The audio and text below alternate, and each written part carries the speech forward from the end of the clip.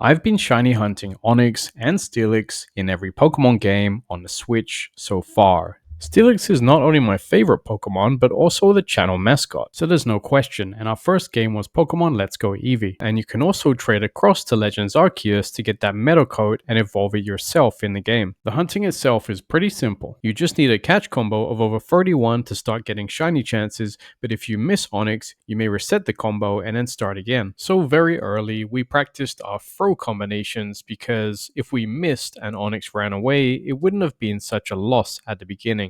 So we had to get really good. Sometimes we did lose Onix, and so we had to work on our technique. We even practiced on a random shiny Graveler that we found during the hunt. We almost lost that too, but we also had other problems like berry feeding and also the Pokemon staying in the ball. But we did get better, and we did eventually find the shiny Onix. It was stuck behind another Onix, and the catch was a little bit pressurizing, I must say, after all that hunting. But we did finally get it at catch number 61. It didn't have any breed moves, so that means that we couldn't really use it competitively in Pokemon Brilliant Diamond, but we can evolve it in Legends Arceus first and transfer it to Pokemon Sword, where it has Body Press to take advantage of that lovely defense. Pokemon Sword also has the restricted sparring, where you choose a monotype to battle one-on-one, so that means that we don't really need White Guard. We use Body Press, High Horsepower, Heavy Slam, and Rest because primarily we want to work within Dynamax. So Flygon should pivot with its speed and its pretty high attack, and then go straight into Steelix if it's necessary, and then we can start the setup. Every move Steelix has is carefully chosen to buff itself during Dynamax. The first one is Max Knuckle, which actually raises its attack by 1 stage, to complement High Horsepower and also Heavy Slam.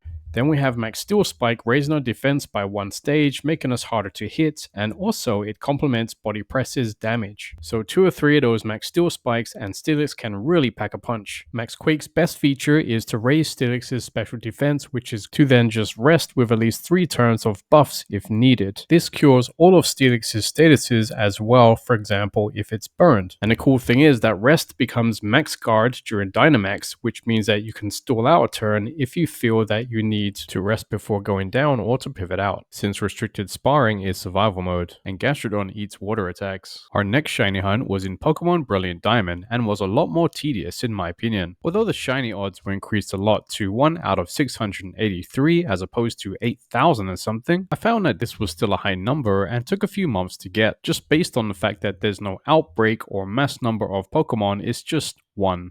But it does come eventually, so you transferred it straight away to Legends Arceus to get it evolved. So what was I actually doing? Well, the Masuda method is a way that you can breed a foreign Ditto with another Pokemon you have to increase the shiny odds. This method was used since Generation 4, or in other words, the original Pokemon Diamond and Pearl, and is still used today in other generations after that. There were other methods to use in Pokemon Brilliant Diamond for shiny hunting, but I chose breeding specifically because I needed some breeded moves for competitive play, since Steelix does not get Body Press in Pokemon Brilliant Diamond. And what's cool is that even if you replace the breeded moves, you can still get them back again with the move reminder. So which moves do we want? Actually, about 4, so Dragon Tail, Heavy Slam, Head Smash, and White Guard to protect us from Heat Wave, Surf, Earthquake, and even Rock Slide specifically, since we go into the doubles battle tower, and we could still replace moves if necessary. Last but not least, Pokemon Legends CA. For Onix specifically, this was at first awkward to shiny hunt. You had to set up a guaranteed way of encountering Onix since it's normally random, and is actually to trick the game, which means it was found out later on, but we did manage to find one, and it was actually even more stubborn to catch it, and it wasn't an alpha, so I felt that I just had more to do. The DLC allows you to make alpha donuts, which means that you can go to hunt alphas, and mass outbreaks of Onix and Steelix. It's a bit bittersweet because I didn't even have Steelix playing through the game, and the post-game Steelix was too hard to catch, so I didn't even catch that one. And I thought that, well, they're just going to put it on the paid DLC since they advertised it before the game even released. But here we are with other goodies that come with the DLC, especially if you're missing some Pokemon from previous generations. I know I did. So our Steelix is kind of offensive and with a little bit of special defense. We basically have Dig stick to keep it elusive on the field to be able to travel from here to there very quickly. It can also duck under attacks, especially those who sniper you from behind. It gives you time to go collect items and mega energy, and then you can Earthquake when you come up for spread damage, especially in Alpha Steelix, which covers more ground. Head Smash closes the distance between a Pokemon that tries to escape the Earthquake range with 4 times damage to Charizard. Heavy Slam is good for Fairy types and Ice types, especially those that are very light. So what's next? We could shiny hunt the Alpha Steelix in Pokemon Legend Arceus, or we could try to breed in Pokemon Sword. Let us know in the comments below, and also what your favorite shiny Pokemon is. Like and subscribe if you're enjoying the content, and I'll see you in the next video. Thank you and take care. Bye friends.